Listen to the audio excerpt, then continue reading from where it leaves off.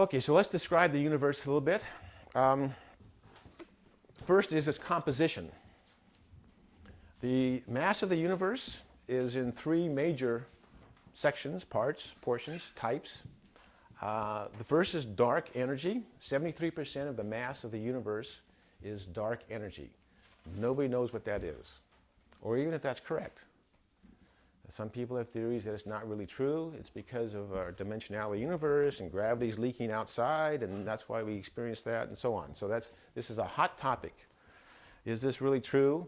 But if there's some other process involved and it's not energy, then something else that accounts for 73% of the mass of the universe. Totally, basically unknown what it is. And it's only been maybe 5 years now that anybody had an inkling of this dark energy, the 73%. 23% dark matter. Dark matter is matter. It's stuff, you know. It's like this, only it's not made out of this stuff. Hydrogen, helium, and carbon, and silicon, and selenium, and so on. It's not this kind of matter.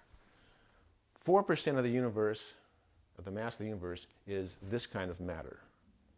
The kind you learned about in high school. Hydrogen and helium, lithium, and called atomic matter. It's the matter that makes up you and me. The dark matter is made up of some other kind of particle. Nobody knows what it is. So, 96% of the universe is basically unknown. We learned this about 20 years ago, 25 years ago. Every institution in the world today was invented and developed thinking that we knew what the universe is. We don't know what the universe is. We used to think that we were like the universe. No, we're only like 4% of the mass of the universe. Yes? Given that they don't really know what the dark energy is or the dark matter, how do they tell the difference between the two? Okay, dark matter, well, dark matter is matter. It's called dark because it doesn't interact with light, but it interacts gravitationally. And it interacts gravitationally just like atomic matter does. That is, it attracts matter. And so we can actually measure it. Actually, you can observe dark matter. There are masses of galactic clusters out there that are very massive. And because they're massive, if you remember from your relativity that you took in high school, probably a long time ago, you know that matter bends light. And so these huge galactic clusters actually bend light coming from us from billions of light years away.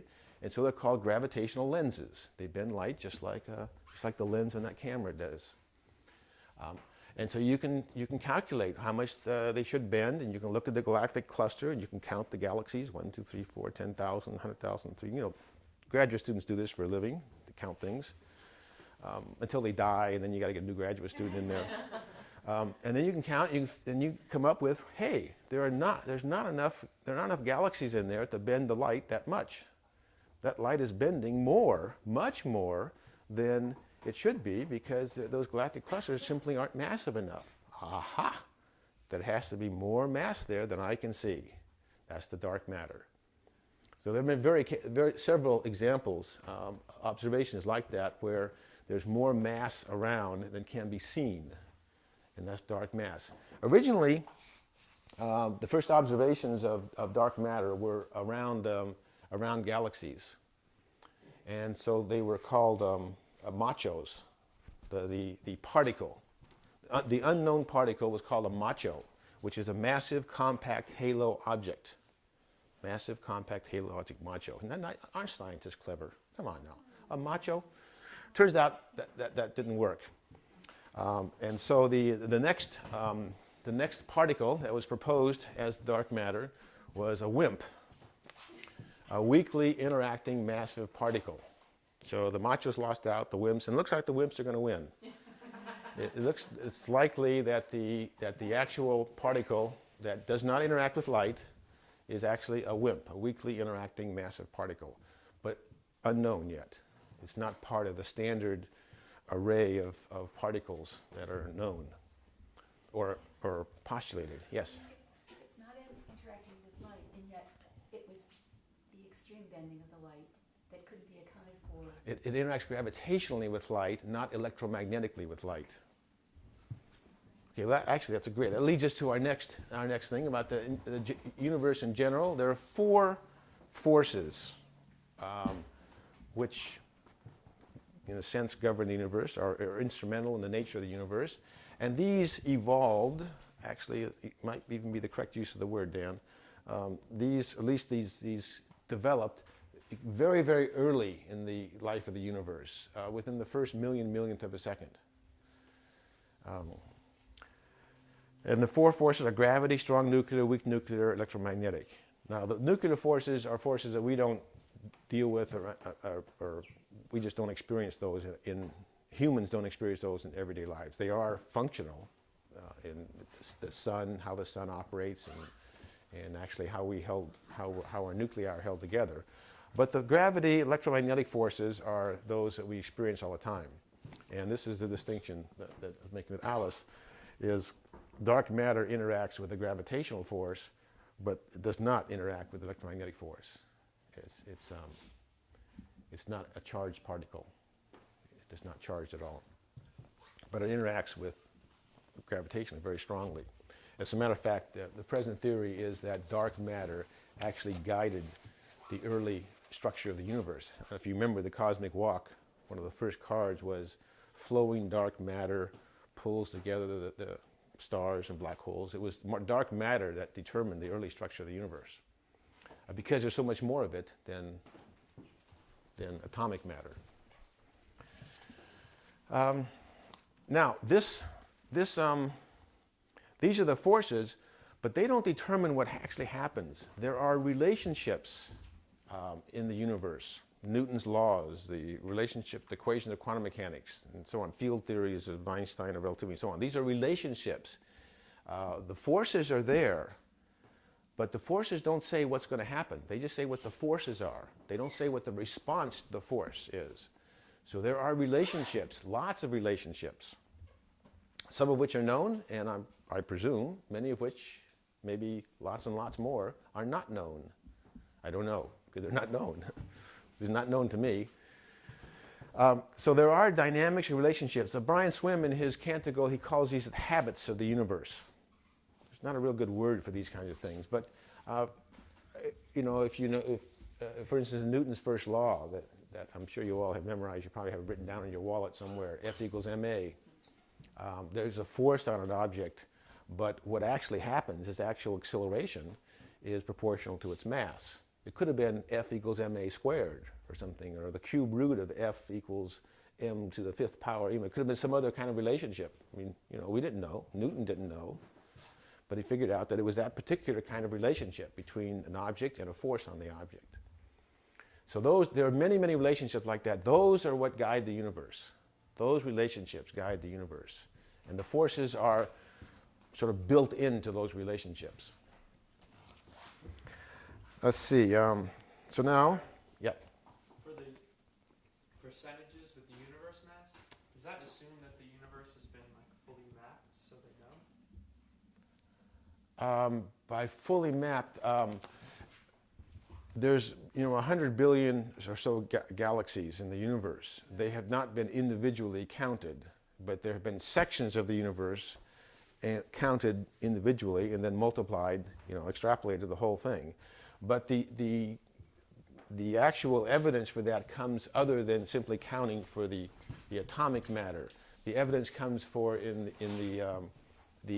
for instance, the cosmic background radiation, which we just observed really precisely 3 years ago, say. We had a satellite up for several years. The distribution of that energy implies the geometry of space, which implies the amount of mass. So there are several ways of measuring indirect measurements, independent indirect measurements, which come to the same numbers.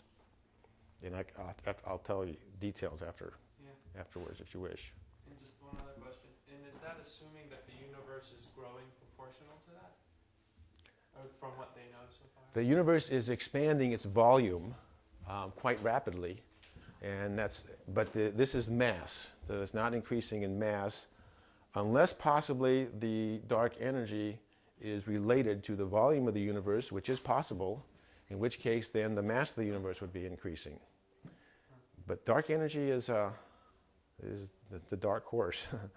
It's not well understood. And it may not exist at all. That's another possibility. This Yes. touches on that. So with the universe expanding, is the atomic matter, because what I understand is the amount of hydrogen that was created, that's it. So That's it. the universe is expanding, the atomic matter proportion stays, not the proportion doesn't stay the same, then the amount stays the The same. amount stays the same, the proportion decreases, Right. or the density decreases. Yes. That is happening now, and it has been happening. The universe originally was extremely dense in atomic matter and dark matter, and it's gotten less and less dense. The density of the universe now in atomic matter is something like 1 proton per cubic meter.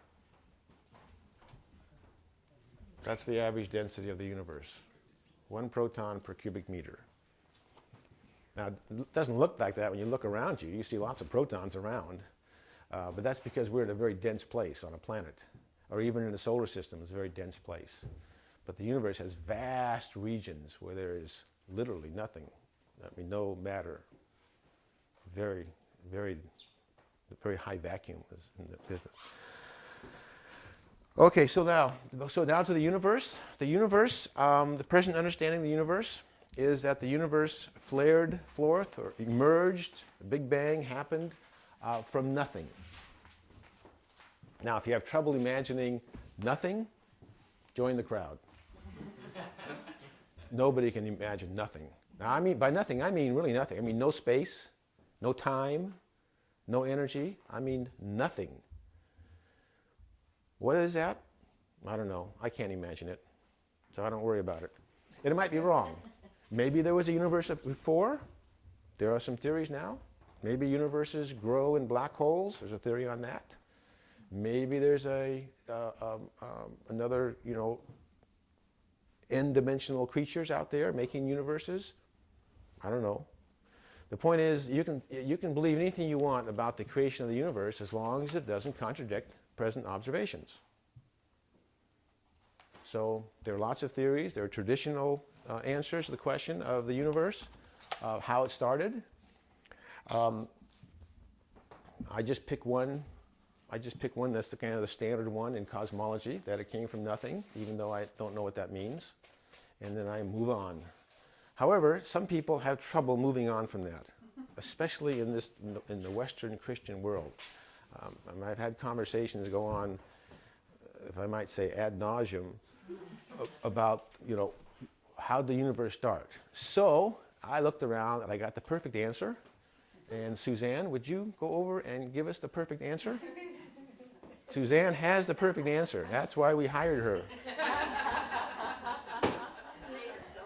Yeah. As my son used to say, that's why we get the big bucks. So this is the answer to what came before. And this is the perfect answer, and this will make you very happy. And I handed out the lyrics a little while ago. And you can sing along once you catch the tune.